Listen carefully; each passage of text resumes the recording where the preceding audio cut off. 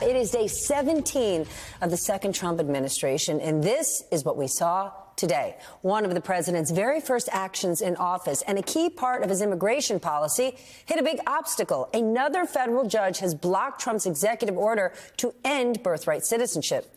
Also, Head Start child care programs say they're still unable to access federal aid because of last week's short-lived funding freeze. Plus, thousands protested in Washington, D.C. today after last night's news that thousands of U.S. aid workers would be laid off or on paid leave. And as the effort to drastically shrink the federal government continues, employees have until tomorrow to accept a buyout offer. More than 40,000 already have, far lower than the number that was expected.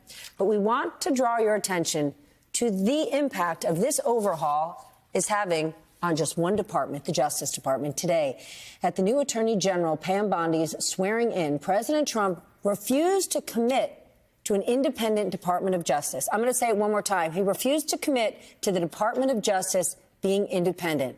This is America. It happened today. Watch this.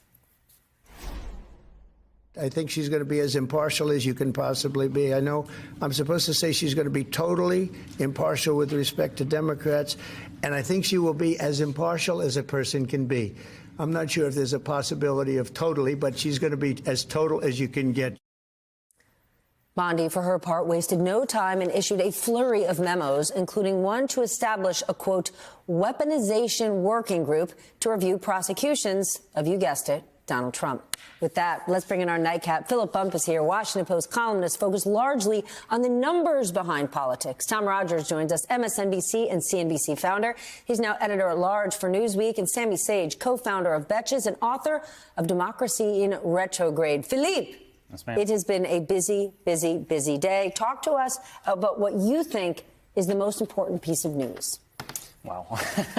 that's a hard first pitch. I mean, I think it certainly is the case that I'm going to use an analogy. A friend of mine made an analogy. He works in healthcare in California. He made an analogy that the moment feels the way that January 2020 felt, right? Where you know something bad is happening. There's a malignant virus out there, and you're not really sure what effect it's going to have on all of us. Maybe Trump is right and Elon Musk is right, as they said back then, that nothing big was going to happen, that nothing bad was going to happen. It feels like something is festering. It feels like something has broken, something has changed.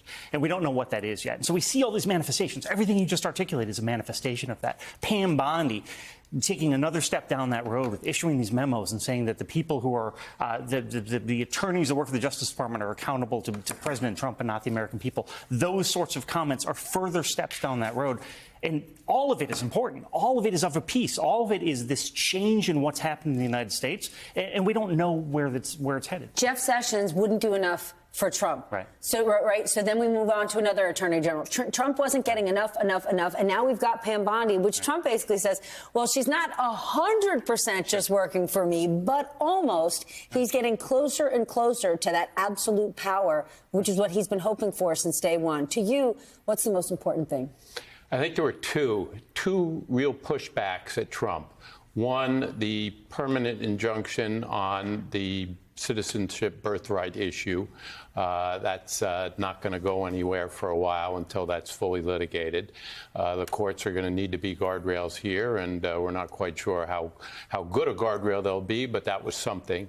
And two, how he backed down on a lot of the rhetoric of the Gaza proposal pretty quickly, when it was clear MAGA people were very disappointed with the notion that he was going to potentially deploy troops or get us involved overseas, a real cross of what he had promised on the MAGA front. And you saw him retreat quickly.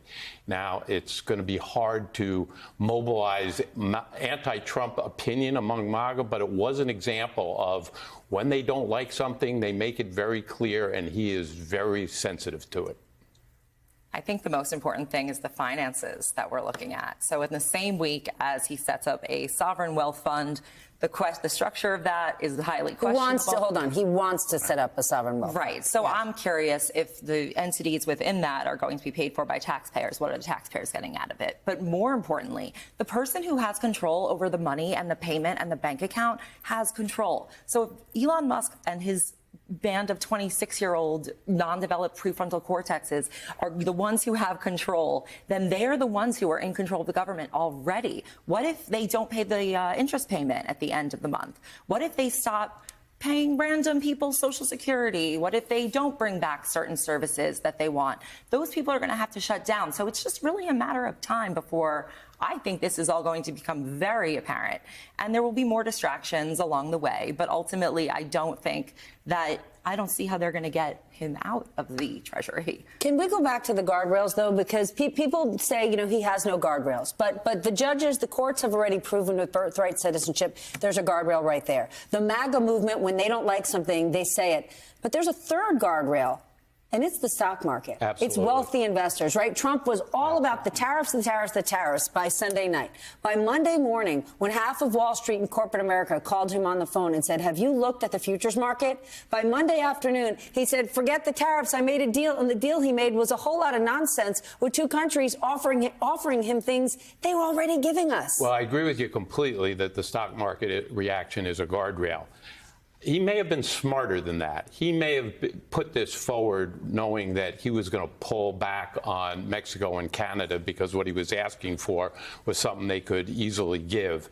But he couldn't start a trade war with China without the market really reacting. And he did it by virtue of putting forward Mexico and Canada and then pulling them back, which gave him leeway to start something with China, and the market is now calm. That's a real, from the point of view of a tariff advocate, a real win for the week for them.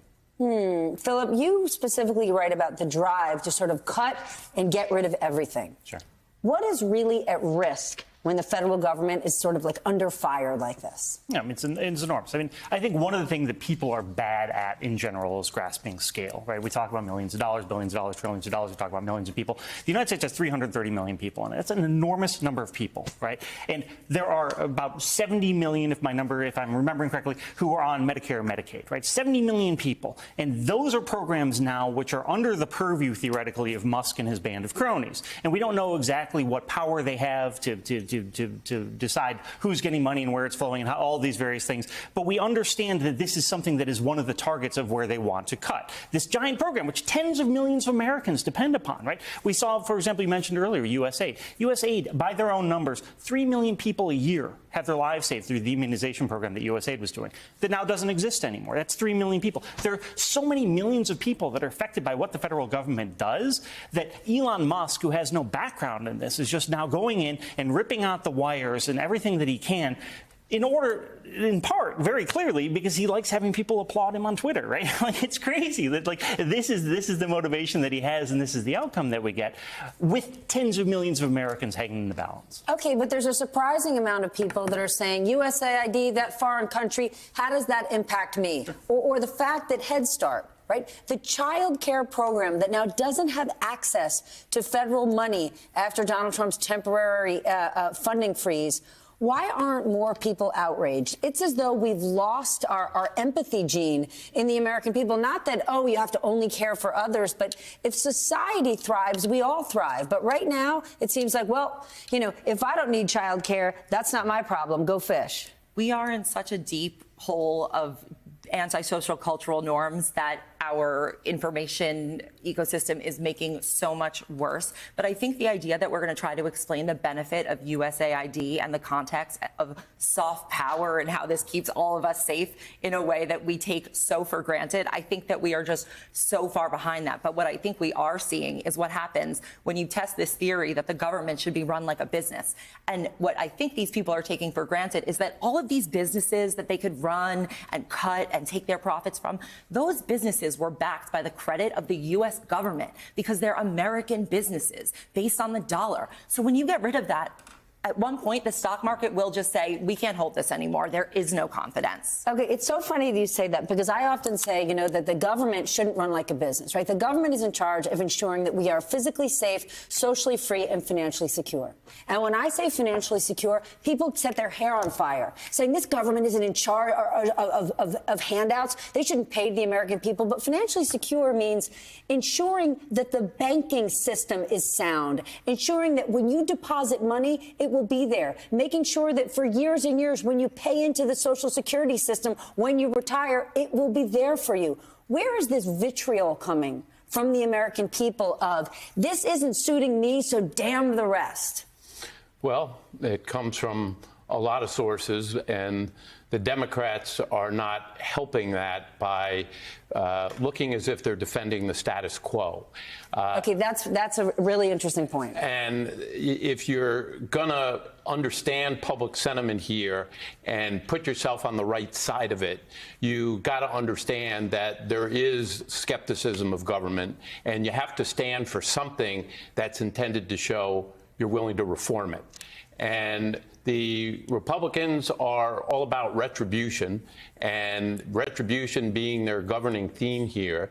The Democrats should be about reform, and they should be about cost-cutting also, because we know we have to tame government in certain ways. But why don't they have their list of cost cuts that are going out there rather than simply protesting about USAID money going away? Go out there and say, no, you're at the wrong place. This is where we ought to be cutting, and make sure it's stuff in districts of Southern senators with pet defense projects that have no business being funded, that are costing taxpayers billions of dollars and creating huge inefficiency.